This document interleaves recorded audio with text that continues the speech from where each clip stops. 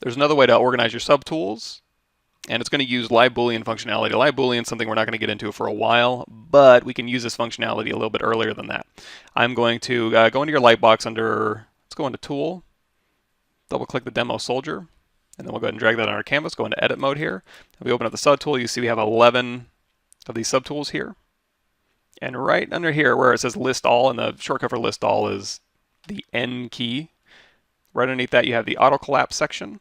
What that does is use start groups in order to determine if you want to see just the parent or the parent and children.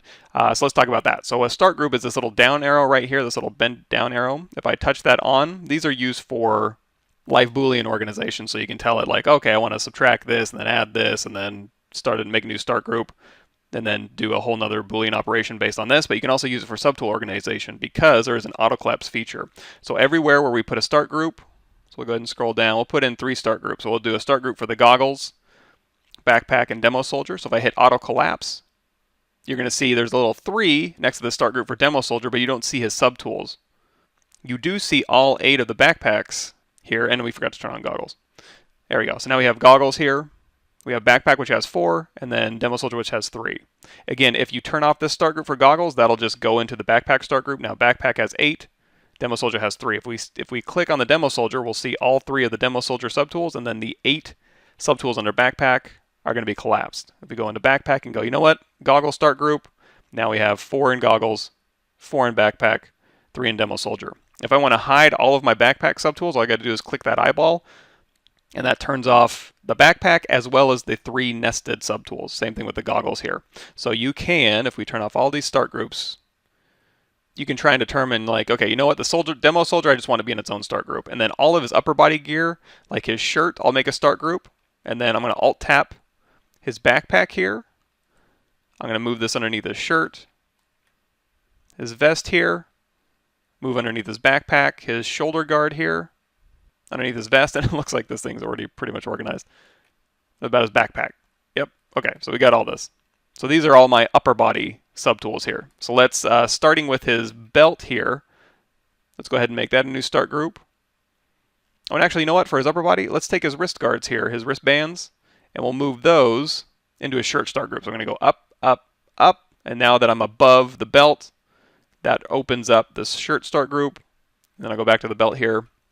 And the rest of this is lower body. Although the goggles, maybe that should go with his demo soldier. So I'm just going to go all the way up through the stack and then put that underneath demo soldier. So now I've got demo soldier, which has his body and his goggles. And then I've got his shirt start group, which has all of his upper body stuff. So I can go ahead and turn off the body and the goggles. And I can turn off all of his lower body stuff here. And if I see something where it's like, you know what, I wish this hand was in upper body. So I'm going to alt tap this hand here, or the glove, and we're going to throw this one, up one, into the upper body.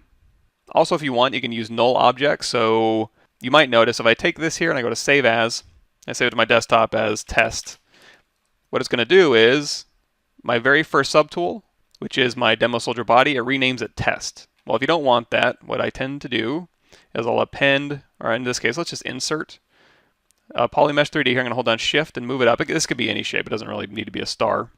And we'll rename this. Well, we don't need to rename it because if we just save this, it'll rename it for us. We'll save as Test02. Now the name of this is Test02, and it's assigned to this star. It's not a piece of this object. So like if I'm exporting stuff for baking and the names have to match, I don't want it to be my file name, right? So I'll go ahead and go back to the body here, and we'll rename this whatever it was. Maybe it was body, I forget. And then now whenever I save my file, as long as this is always the first subtool, it'll just maintain the name. But like I was mentioning, you can also use this for null objects here. So if we go back into the body here, we'll do another insert, Polymesh 3D. We'll move this up above the body. We'll turn off the start group for the body and then turn on the start group for the arrow. So now, or the star. So now this star contains the body and the goggles.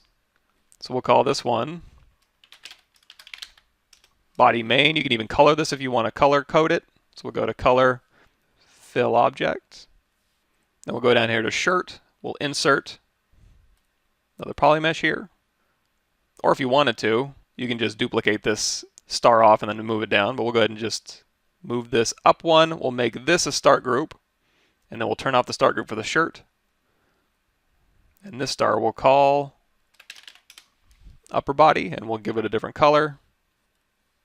color fill object. And now this one will duplicate, and we'll just move it down. Above the belt, make that a new start group. And then the belt will turn off. And then this one will rename lower body. So now we have all these different start groups here. And if you hit the N key, you'll see it's nice and organized. So you've got body main, upper body here. And because we have lower body selected, it's not going to show up in the selection. But you can go ahead and color fill object. So it might be a little bit easier to see. And if you ever do undo auto collapse, it'll still keep your stuff organized. So it might be easier to kind of browse through here if you need to find something.